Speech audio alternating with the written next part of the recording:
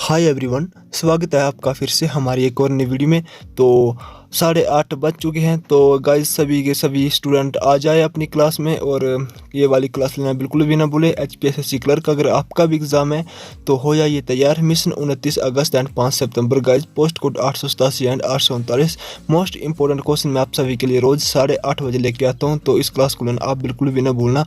And guys अगर आप किसी भी एग्ज़ाम की तैयारी करें तो आप हमारे यूट्यूब चैनल को सब्सक्राइब करने के बाद बेल आइकन को दबा दीजिए, ताकि जब भी हमारी next important and study material जब भी हम आपको प्रोवाइड करवाएंगे तो उसकी नोटिफिकेशन आपके मोबाइल फ़ोन पर सबसे पहले पहुंच सके। चलिए गाइस आपका ज़्यादा समय वेस्ट किए बिना हम वीडियो को शुरू करते हैं। तो गाइस आज की इस वीडियो में हम हिस्ट्री के मोस्ट इंपॉर्टेंट क्वेश्चन करने वाले हैं। सभी क्वेश्चन इंपॉर्टेंट एंड सिलेक्टेड है। एंड गाइस जो क्वेश्चन आपको नहीं आता है आप उसे नोट जरूर कर लीजिएगा, क्योंकि क्वेश्चन बहुत ही हेल्पफुल है आपके एग्जाम पॉइंट ऑफ व्यू से। तो फर्स्ट क्वेश्चन है आपकी स्क्रीन पर, हड़प्पा काल में निम्नलिखित में से कौन सा सर्वाधिक बार चित्रित प्राणी था? ऑप्शन है आपके सामने हाथी, एक सिरिंगी, राइनो या फिर बाघ। आपको बताना है कि इन चार ऑप्शन में से सही आंसर कौन सा होगा। चलिए गाइस इस क्वेश्चन का जो राइट आंसर होगा वे हो जाएगा ऑप्शन नंबर बी, यानी कि एक सिरिंगी जो वो हड़प्पा काल में सर्वाधिक बार चित्रित प्राणी था। ठीक। एंड चलिए नेक्स्ट क्वेश्चन देख लेते हैं। नेक्स्ट क्वेश्चन है 10 राजन, यानी कि 10 राजन बाज 10 राजन था। 10 राजन क्या था? ऑप्शन है 10 राजाओं का युद्ध था, विष्णु के 10 अवतार थे, राजा द्वारा किया गया यज्ञ था, या फिर इनमें से कोई नहीं। तो जो 10 राजन था गाइस वे था 10 राजाओं का युद्ध, यानी कि option A is the right answer. Option A इसका राइट आंसर हो जाएगा। चलिए अगला प्रश्न है, उपनिषद पुस्तकें हैं। उपनिषद आर बुक्स ऑन दर्शन शास्त्र की, योग की, धर्म की या फिर विधि की। तो गाइस इसका राइट आंसर क्या होगा? तो चलिए गाइस मैं आपको बता देता हूँ। तो इस क्वेश्चन का जो राइट आंसर हो जाएगा वो हो जाएगा ऑप्शन नंबर ए, यानी कि दर्शन शास्त्र की। यह क्वेश्चन काफ़ी इंपॉर्टेंट है एंड बार बार आपके एग्जाम में देखने को मिलता है।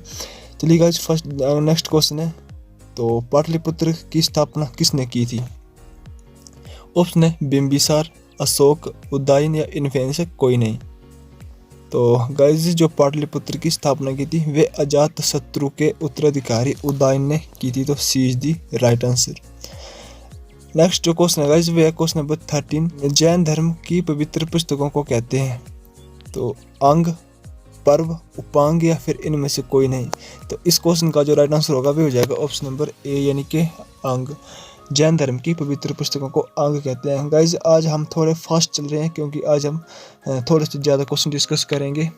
तो लगभग हम आज 30 क्वेश्चन डिस्कस करेंगे। तो थोड़ा सा हमें थोड़ा फास्ट करना पड़ेगा, क्योंकि कम क्वेश्चन डिस्कस करेंगे तो आपको कम ही क्वेश्चन हम दे पाएंगे। और आपके एग्ज़ाम नज़दीक आ रहे हैं तो हम सोच रहे हैं कि आपको ज़्यादा से ज़्यादा हम जो वो जितना ज़्यादा हो सके उतना हम आपके लिए प्रोवाइड करवाएं स्टडी मटेरियल। तो इसलिए आज हम थोड़ा फास्ट कर रहे हैं। तो अगर आपको लग रहा है कि फास्ट है तो आप वीडियो को पॉज भी कर सकते हैं। नेक्स्ट क्वेश्चन जो है गाइस वो है क्वेश्चन नंबर 14 है कि गंधार कला शैली अस्तित्व में आई। जो गंधार कला शैली है वे अस्तित्व में आई। तो ऑप्शन आपके सामने शैव संप्रदाय में, ऑप्शन बी है वैष्णव संप्रदाय में, ऑप्शन सी है हीनयान संप्रदाय में एंड ऑप्शन डी है महायान संप्रदाय में। तो गाइस जो इस क्वेश्चन का राइट आंसर हो जाएगा वो हो जाएगा ऑप्शन नंबर डी, यानी कि महायान संप्रदाय में गंधार कला शैली जब अस्तित्व में आई थी। चलिए गाइस नेक्स्ट क्वेश्चन है क्वेश्चन नंबर 15, चंद्रगुप्त मौर्य ने अपने अंतिम वर्ष दक्षिण भारत के किस स्थान पर गुजारे थे? तो ऑप्शन है रामेश्वर, बी है श्रवण बेलगोला, सी है कांची एंड डी है मदुराई। तो इस क्वेश्चन का राइट आंसर क्या होगा? ये भी काफ़ी इंपॉर्टेंट क्वेश्चन है।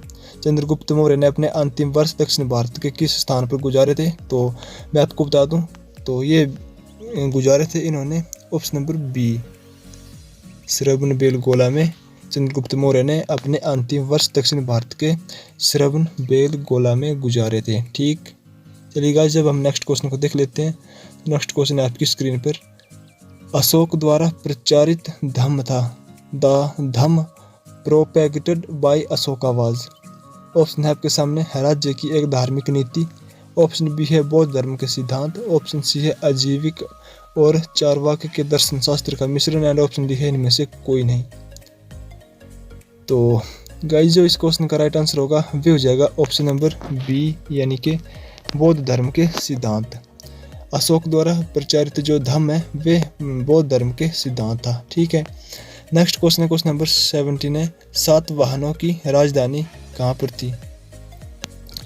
तो ऑप्शन है आपके सामने अमरावती, ऑप्शन बी है पैठन, ऑप्शन सी है दुर्ग एंड ऑप्शन डी है इनमें से कोई नहीं।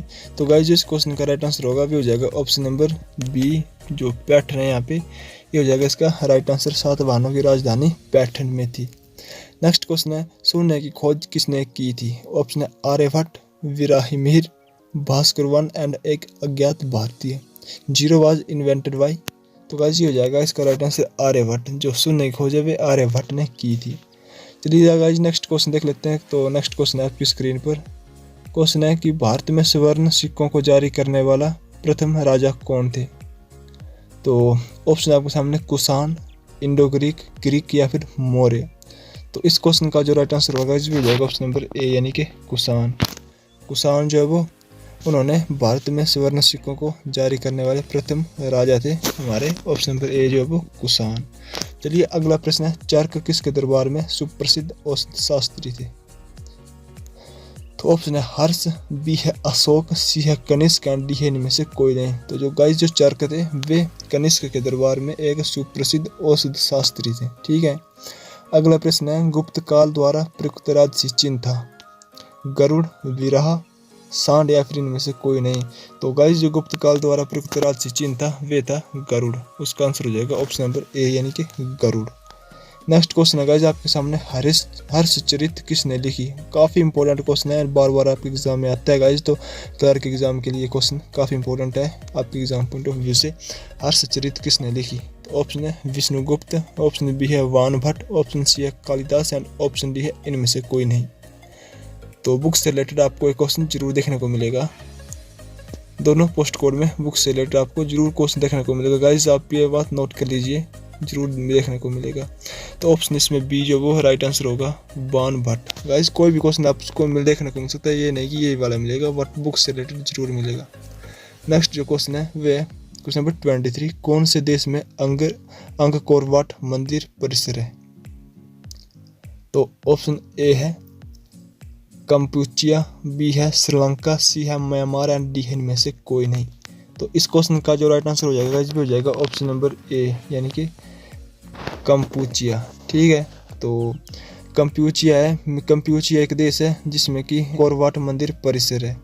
चलिए गाइस अगला प्रश्न देख लेते हैं। तो अगला प्रश्न आपकी स्क्रीन पर, खजुराहो मंदिर किसने बनाए थे? ऑप्शन है सिंधिया, ऑप्शन बी है बुंदेला, ऑप्शन सी है चंदेल एंड ऑप्शन डी है होलकर। तो जो खजुराहो के मंदिर है वे बनाए थे चंदेल ने। तो इसका राइट आंसर हो जाएगा option number C is the right answer.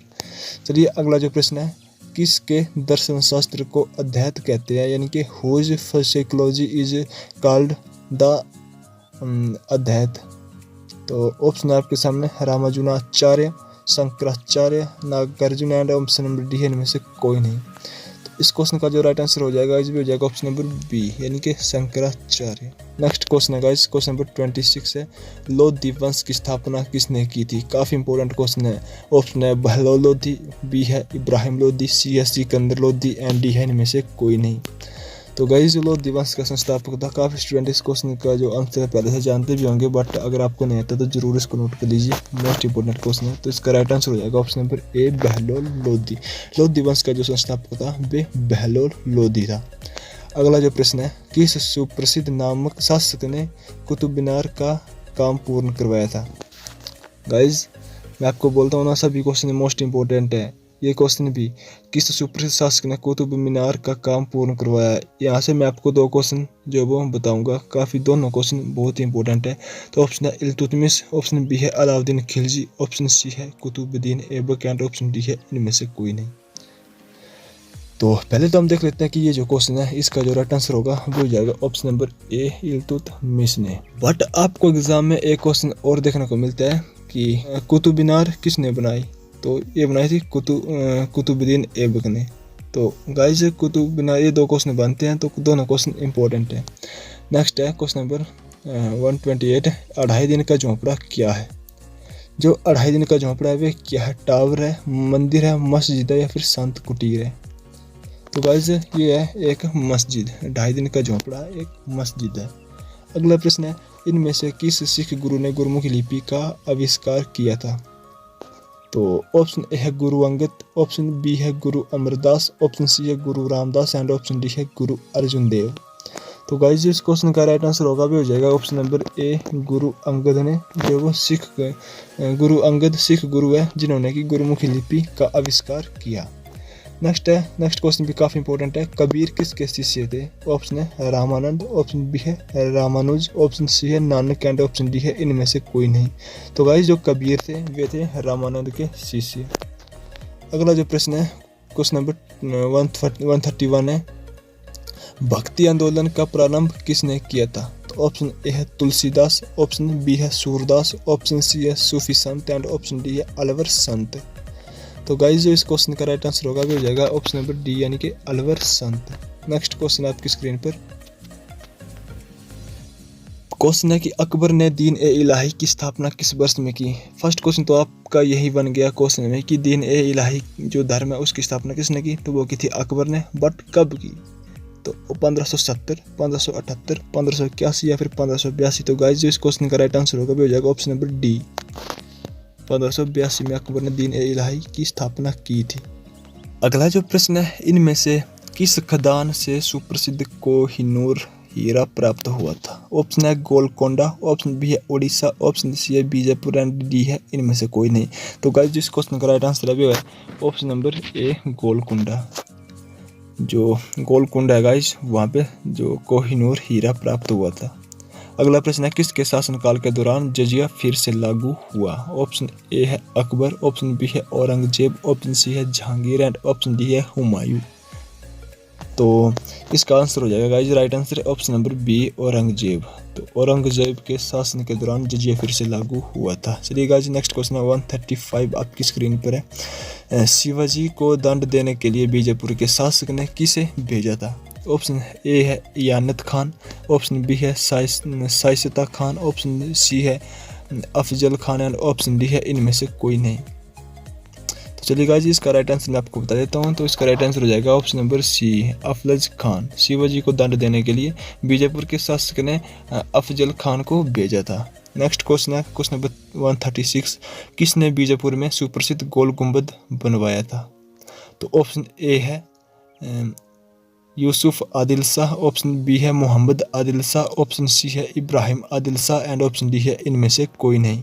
तो गाइज चलिए अब मैं आपको इसका राइट आंसर बता देता हूँ। तो इसका राइट आंसर हो जाएगा option number B Mohammad Adil Shah.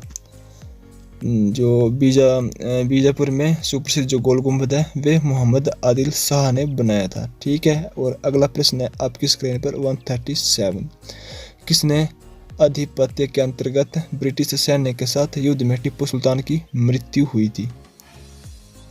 Tipu Sultan died fighting the English forces under Lord Wellesley, option B है लॉर्ड कॉर्नवालिस, ऑप्शन सी है Lord Dalhousie and option D है लॉर्ड हेस्टिंग्स।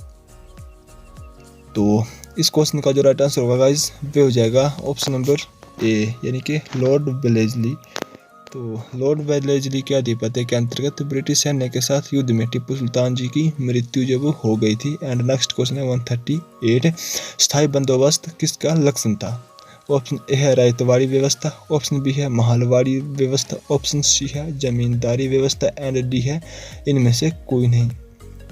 तो गाइस जो इस क्वेश्चन का राइट आंसर होगा वो हो जाएगा ऑप्शन नंबर सी यानी कि जमींदारी व्यवस्था। स्थायी बंदोबस्त जो वो जमींदारी व्यवस्था का लक्षण था। ठीक है, एंड नेक्स्ट क्वेश्चन है 139 आपकी स्क्रीन पर, आर्य समाज ने किसकी आलोचना की थी? ऑप्शन ए है बाल विवाह, ऑप्शन बी है मूर्ति पूजा, ऑप्शन सी है विदेश यात्रा पर निषेध एंड ऑप्शन डी है उपयुक्त सभी। गाइस आर्य समाज ने किसकी आलोचना की थी? एंड मैं आपसे पहले क्वेश्चन पूछ लेता हूँ जो कि मोस्ट इंपोर्टेंट है एंड आपके एग्जाम में आता भी है, रिपीट होता रहता है कि आर्य समाज की स्थापना किसने की? तो ये की थी स्वामी दयानंद सरस्वती ने। और ये क्वेश्चन पूछ रहा है कि आर्य समाज ने किसकी आलोचना की थी? आर्य समाज क्रिटिसाइज्ड बाल विवाह, मूर्ति पूजा, विदेश यात्रा पर निषेध या फिर उपयुक्त सभी। तो गाइस इस क्वेश्चन का राइट आंसर होगा वे हो जाएगा ऑप्शन नंबर डी यानी कि उपयुक्त सभी। ये तीनों जो है इसके आंसर है। ठीक है, बाल विवाह की आलोचना भी, मूर्ति पूजा की भी एंड विदेश यात्रा पर निषेध की जो आलोचना है वे भी इन्होंने की थी। चलिए अगला जो प्रश्न है 140, कुक्का आंदोलन किसने आयोजित किया था? तो गाइस जो कुक्का आंदोलन है ये किसने आयोजित किया था? कुक्का movement was organised by Guru Ramdas, Guru Nanak, Guru Gobind Singh and option number D है गुरु राम सिंह।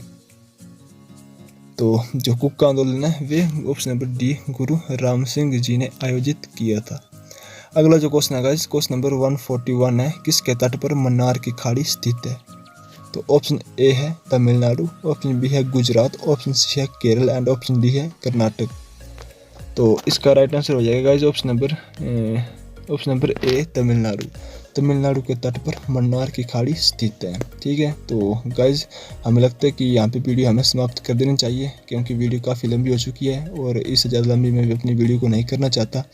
तो गाइज आज मैंने आपको लगभग 30 से अधिक क्वेश्चन आपके साथ डिस्कस किए एंड अगर आपको गाइज कोई क्वेश्चन इसमें से नहीं आता हो तो आप उसे ज़रूर नोट कर लीजिएगा। सभी क्वेश्चन मोस्ट इंपॉर्टेंट है और रोज़ हमारी 8:30 बजे डेली क्लास आती हैं। तो गाइज आप हमारी क्लास को लेना बिल्कुल भी ना भूलें और अगर आप चैनल पर नए हो तो हमारे यूट्यूब चैनल को जरूर सब्सक्राइब कर लीजिएगा एंड सब्सक्राइब करने के बाद बेल आइकन को भी जरूर दबा दीजिएगा, ताकि जब भी हम नेक्स्ट कोई इम्पोर्टेंट नोटिफिकेशन या फिर कोई नेक्स्ट स्टडी मटेरियल कल जब शाम को हमारी 8:30 बजे क्लास आएगी तो उसकी नोटिफिकेशन जो है वो आपके मोबाइल फ़ोन पर सबसे पहले पहुंच जाएगी।